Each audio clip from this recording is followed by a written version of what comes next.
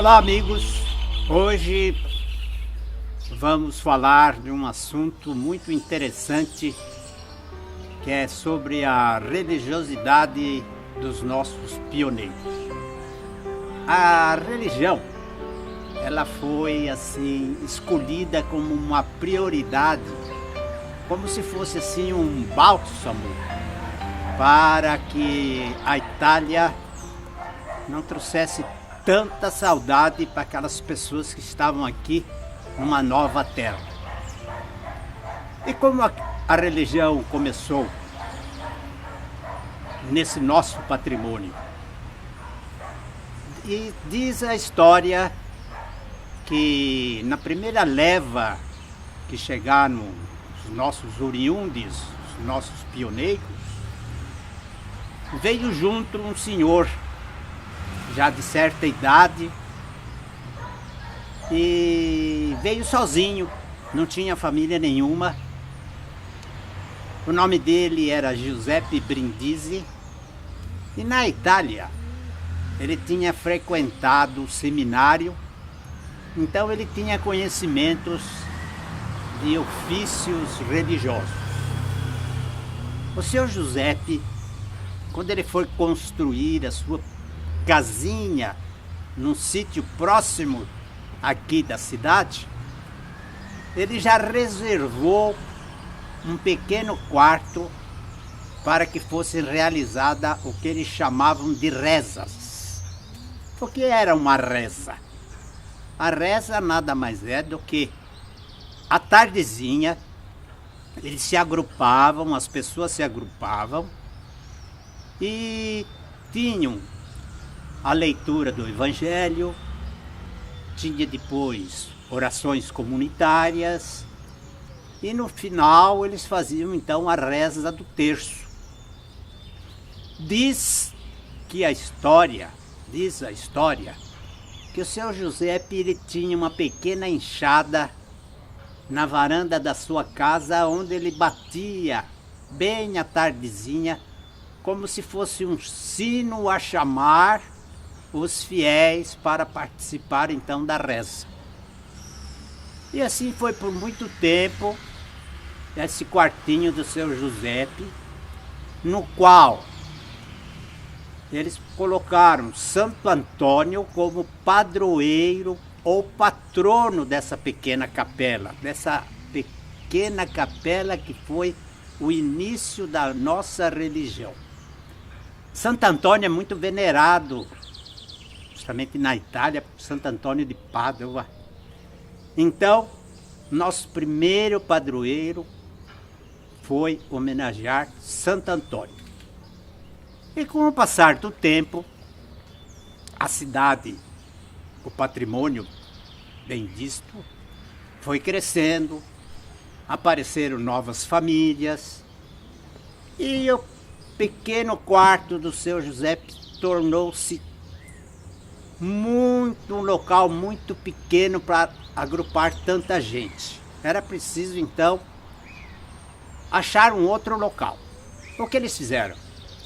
Nessa altura, Nhonhô de Sales tinha construído na rua, que é hoje 1º de março, lá na altura da Barra Som, mais ou menos, um grande salão divididos em salas, onde seriam então usadas para o comércio. Solicitado, ele cedeu gentilmente uma sala para que fosse então feita as rezas, onde era feita no quartinho do seu Giuseppe. Aí era um pouco maior, já fizeram alguns bancos, já fizeram um pequeno altar e também a localização era bem melhor, porque estava no centro da cidade. E assim foi acontecendo todas as rezas e acontece que não é permitido a distribuição da Eucaristia sem ter a presença de um sacerdote. Esse sacerdote vinha de Jaú ou de Lençóis uma vez por mês e passava um domingo todo aqui na cidade E aí então eram realizados os batizados, os casamentos, primeira comunhão e, logicamente, a missa dominical, aí sim com a distribuição da Eucaristia. Acontece que um dia um senhor levantou, pedindo a palavra, solicitou para que todos prestassem atenção, que ele ia sugerir que aquela capela da rua 1º de Março passaria a ser com o nome do padroeiro de São José, em homenagem ao nome do Nhonhô de Sales, que era José de Sales Leme. Ele foi prontamente, nos atendeu prontamente, e nós temos que prestar então essa homenagem a José de Sales Leme, dando o padroeiro dessa capela, o Santo São José. E assim passaram do Santo Antônio para São José.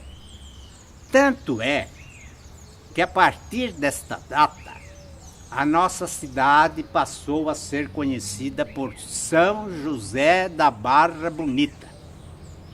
Naquela época, era costume dar o nome nas cidades com o santo padroeiro.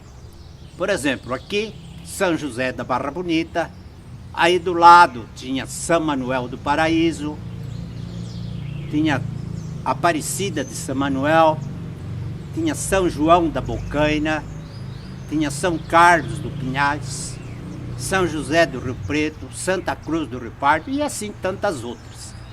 Por muito e muito tempo a nossa cidade foi conhecida por São José de Barra Bonita.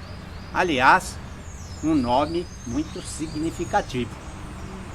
Aí nós vamos ter a presença de uma senhora, a esposa do Nhonhô de Sales, a dona Winifrida, uma senhora de uma cultura muito elevada, ajudou muito o desenvolvimento desta cidade e, como sendo uma pessoa muito católica, muito religiosa, ela solicitou do marido que doasse um pedaço de terra para a construção de uma capela definitiva para a igreja.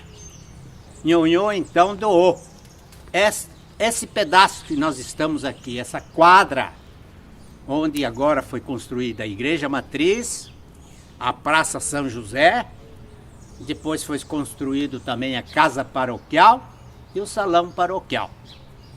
Primeiramente, nesta quadra, foi construída uma capela. E essa capela, por muito tempo, ela foi assim utilizada para que o povo pudesse fazer as suas orações. Enfim, a religião do povo.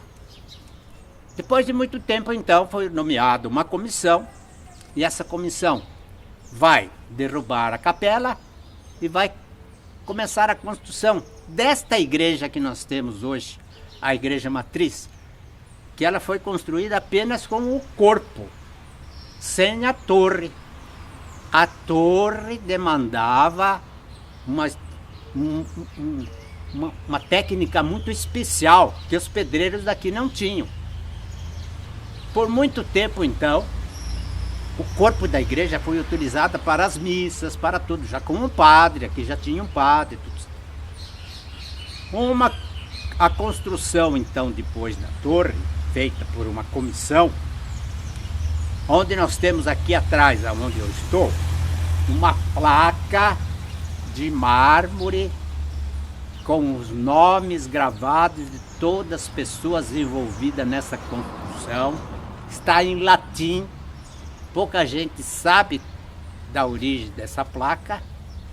E aí então foi construída a torre e foi assim uma inauguração muito comemorada. Um dia, ao terminar a missa das 10, que era a missa da juventude, o padre, em cima do púlpito,